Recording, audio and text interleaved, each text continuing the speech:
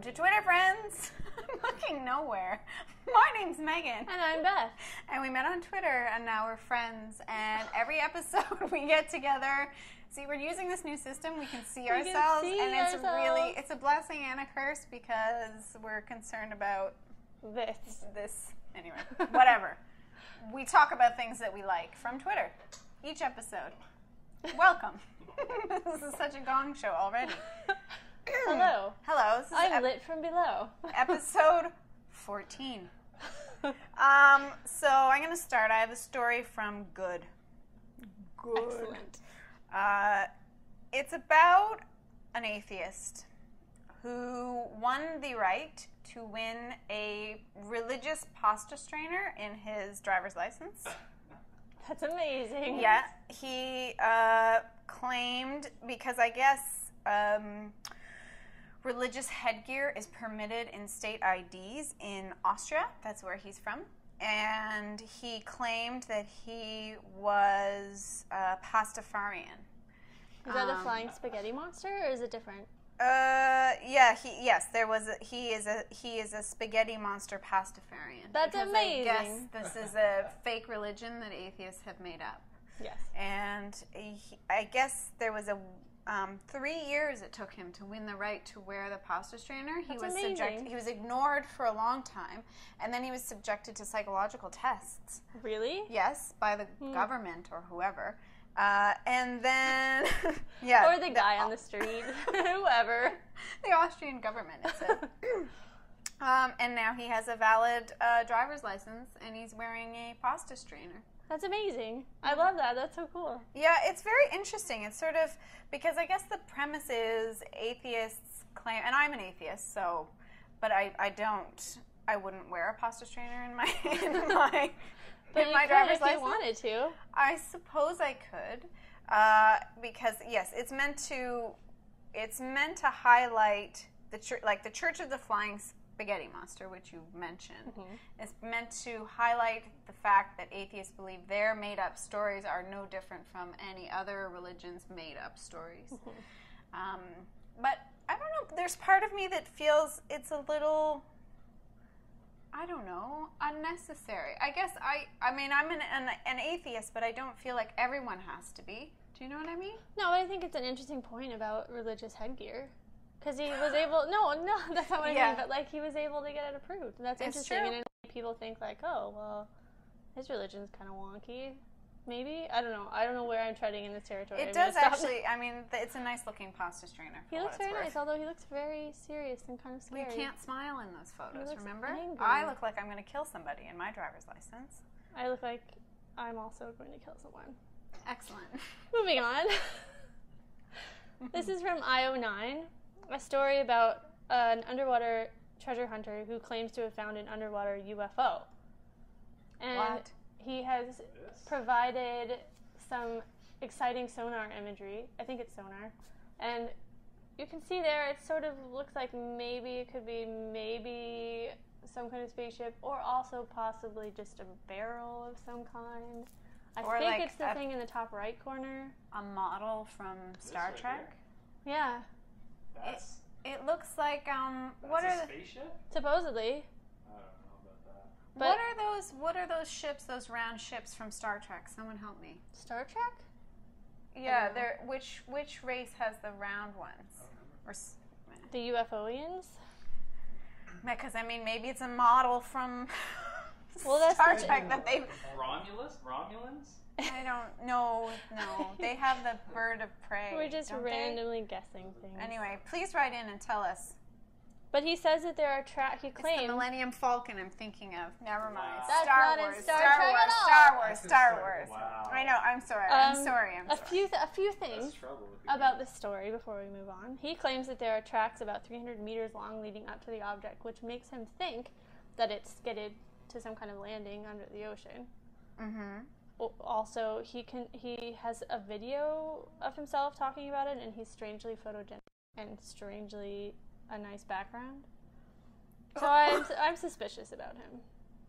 Because he's good looking and he's in a nice it's just place? very convenient. Why would you set up a fancy video with a bizarre finding and not have anybody else back it up. Can we see that again? Can we see the spaceship picture? Okay, yeah, hold on. Let me go back there. Millennium Falcon. It's the Millennium Falcon.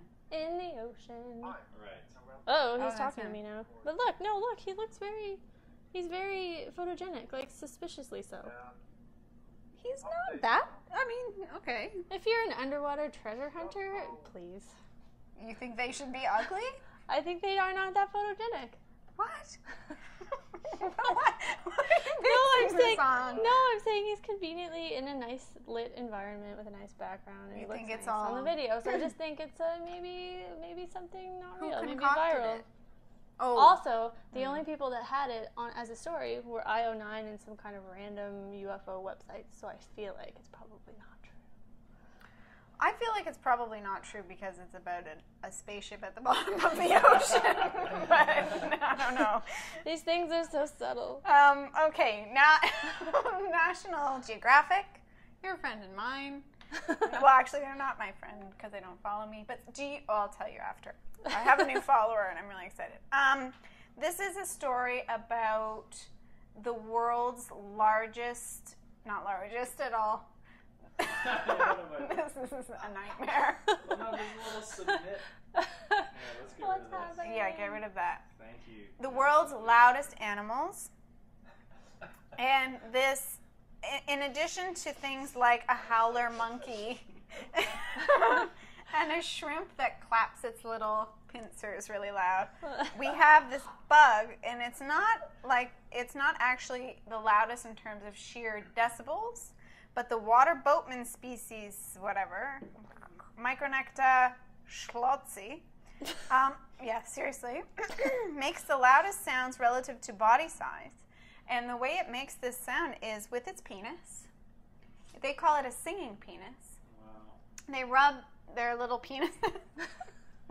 Yes, No, I'm talking about the bugs, To plural. each other. to each other? No, not to each other.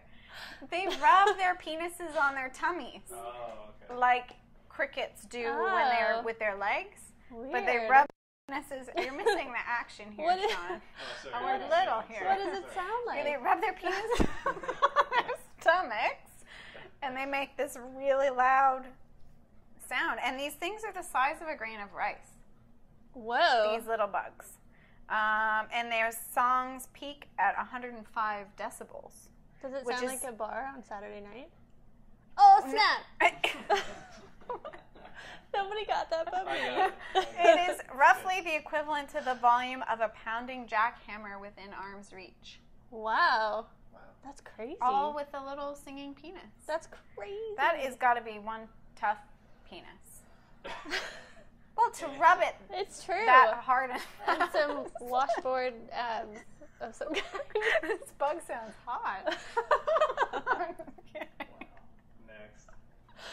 My next is from Gizmodo, and it's in regards to a Jell-O mold competition, and there are some pictures of an Oh my entire God. breakfast all made of Jell-O. The plates, I believe, are real. The tray is real, but everything else that you see in this picture is made from Jell-O. It's so cool. I don't know what that black thing was. What is that? Is that the That same is a thing? chicken with eggs, all made of Jell-O. The chicken is made of Jell-O? Yeah, isn't that cool? No. Yes, That is crazy. I know. What is So this? cool. And then Oh, some coffee cups cups. with coffee and saucers and bullets. Why The is it? tastiest of Jell-O treats. Isn't that amazing? Was there a winner? Did somebody win? I can't open the link, so I can't tell you. Oh, Okay. maybe I can say that. Yes, Maybe there was somebody a won. winner. Who it was, I am not sure. We That could is vote for our own really winner if amazing. you'd like. Do they make their own molds? I mean, I guess they must. I probably, because I don't know where you Where can you find would a get- chicken Jell-O mold. I guess if it's a mold that exists for anything, you could use it for Jell-O. I think they like sculpt clean. them themselves though, because the chicken looks really cool and really realistic. Yeah. It's like why wouldn't they make it look like an alive chicken? Because then you can't eat it.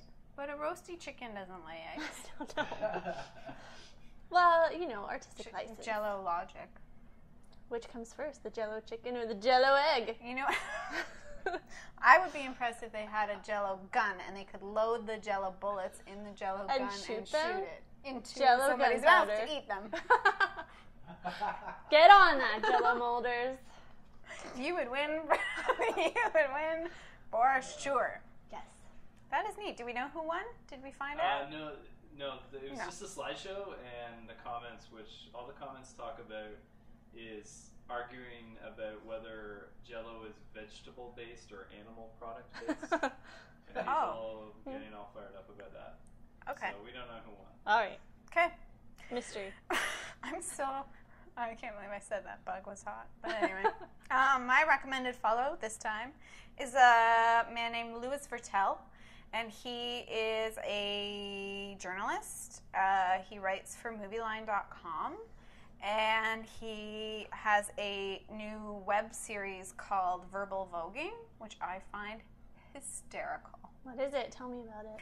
It's him talking, sort of rapid fire, about different things. Oh. It's literally verbal voguing. Cool. So we had this whole thing about Target, and anyway, I'm going to stop talking about that. My You gotta see it. With that You said, have to see it. my recommended follow is Ollie Moss, who is a really popular artist right now. He does a lot of cool takes on movie posters. You might have seen his Wolverine poster. You, I think, have seen it. I love his Star Wars posters, the silhouette ones that he did. And he just did a show in LA of cutout profiles of different pop culture cartoon characters and stuff. Well, of pop cultural characters and cartoon characters. It's really cool because it's all just a silhouette and you can guess who it is. Neat. That's all. So much neat stuff on Twitter. Thanks so much for joining us. Please join us again next time.